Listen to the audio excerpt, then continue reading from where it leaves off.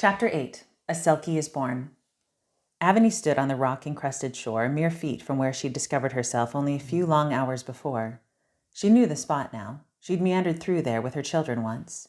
They'd skipped rocks and played with the tiny capering crabs, the same minute crustaceans which had rustled around her motionless body just that morning.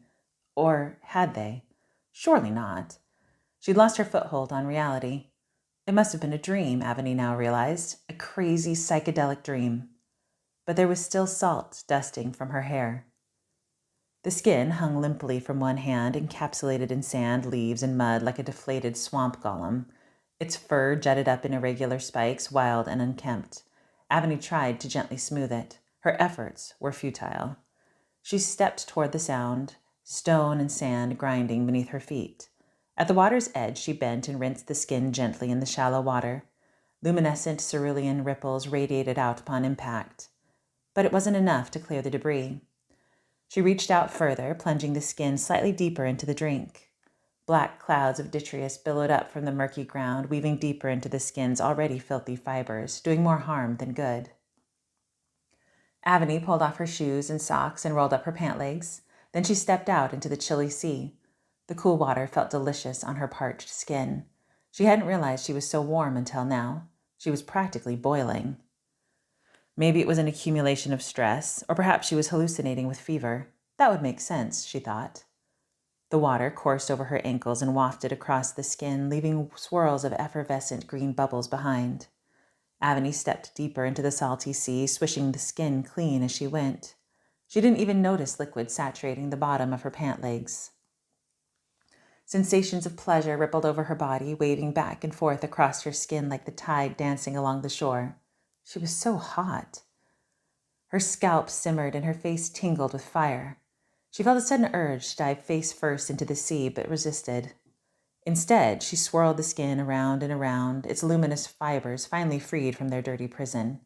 They glistened tantalizingly in the sun-spiked sea, pulling her deeper. The water engulfed her waist, and the skin wrapped around her like a mother's embrace, and then she was falling, falling, falling. Aveny's knees buckled and she collapsed into the water, stomach, chest, shoulders, face. Finally, the crown of her head sunk beneath the waves and she succumbed to the great frenzy that had been building inside her since that morning. But no, long before that. Decades, perhaps since she gasped her first breath of air.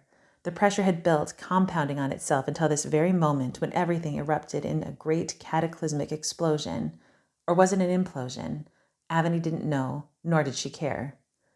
A strange tingling hummed through her, infiltrating every molecule of her being until she was nothing but living vibration, a long, drawn-out hum, a cacophony of sound erupting from a void of peaceful silence. She was free. It was the dream all over again. She was sailing through dark blue depths, spinning like a whirling dervish through a sublime substance that felt like living ecstasy. Long currents undulated voluminously beneath her, trailing their thin fingers alluringly along her new, sleek form. She rolled, one with the surging sea. It propelled her out, onward, away from every fear, every worry, every obligation. She was liberty embodied, free even from herself. The great expanse swirled around her, flowing over her body and infiltrating her soul. She was it, and it was her, pure, unadulterated joy. She hoped it would never end. When Aveny finally washed ashore, some hours later, stars pulsed in her eyes. She did not move. Unlike that morning, she knew exactly where she was and how she had come to be there. This time, she was in no hurry to leave. She lay prostrate, luxurious sensations washing over her in waves. A tingling sensation cascaded down her spine from head to foot, rippling out to her extremities in soul-quenching aftershocks. The water curled up around her scalp, teasing her hair and whispering sweet nothings in her ears. Her body shifted gently with the mellow tide. She never wanted to leave. As the sensations melted from her body, draining back into the sea, her own memories slowly arose. She remembered her children, whom she loved. She remembered this thing called time with a vague sensation that it mattered, although she couldn't for the life of her fathom why. And then she remembered with a start that she had willingly walked away, abandoning her world with no concept of time, where she was supposed to be, or even if the shore she had washed up on belonged to the same world she had vacated hours, days, weeks, or years before. Aveny stood shakily, almost collapsing back to the rocky ground in the process. Her limbs quaked with exhaustion, and she wondered if she had the strength to make it back to her car. She pressed on, clutching the skin protectively to her chest. She found her keys and cell phone right where she had abandoned them, and her shoes and socks nearby. She located her shirt stretched between two soggy green boulders and a stranger's abandoned bikini bottom hanging from a tree branch. Her pants, however, were long gone. There was nothing for it. She pulled on the bikini bottom, which pinched her tender skin terribly, yanked on the wet, sandy shirt, and trudged weakly back to her car. She arrived at Brecken and Tally's school just as the pickup attendant was about to give up and go inside. "Where were you, Mom?" Brecken asked, his brow furrowed with anger and his eyes burning with accusation. "You're late." "I'm sorry," Aveny mumbled feebly. I fell asleep." She turned back to look at him and found both he and Tally staring at her wide-eyed. "Why are you all wet?" he asked. "What's that green stuff in your hair?" said Tally simultaneously. Aveny opened her mouth to answer, but nothing came out. She just sat there, agape like a beached fish.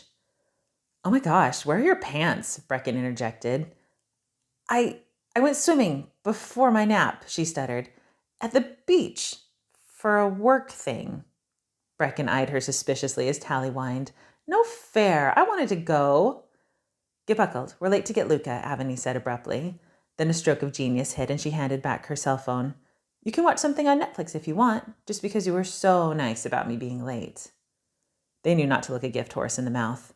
Brecken quickly snatched the phone from her hand and summoned a cartoon. When Luca got in, he locked eyes on the phone like a hypnotist's unwitting volunteer and didn't even ask where she had been or why she'd arrived in such a state. They drove the 15 minutes back home in relative silence. Aveny's mind ruminated over the day like a dog worrying a bone. She had gone into the water. She was sure of it. And something had happened there. Something wonderful, something blissful, something unbelievable. She felt the skin on the seat beside her and was overcome with longing to return. She suppressed the urge, and a new thought dawned. Is this what it's like to go crazy?